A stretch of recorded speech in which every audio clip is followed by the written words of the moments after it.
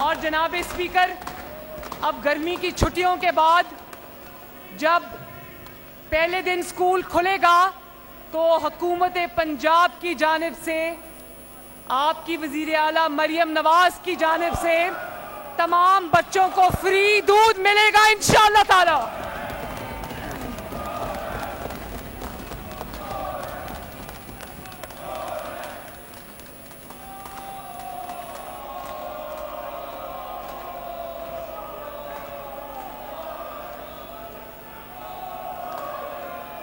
और इसी तरह मैं शहबाज शरीफ साहब के दौर की, नवाज शरीफ साहब के दौर की लैपटॉप स्कीम को जो बंद कर दी थी, इन्होंने दोबारा शुरू करने जा रही हूं इंशाअल्लाह ताला। 10 अरब रुपए की लागत से हम लैपटॉप स्कीम का आगाज कर रहे हैं पूरे पंजाब के अंदर इंशाअल्लाह ताला। सब्सक्राइब करें और बेल दबाएं ताकि कोई खबर रह न जाए।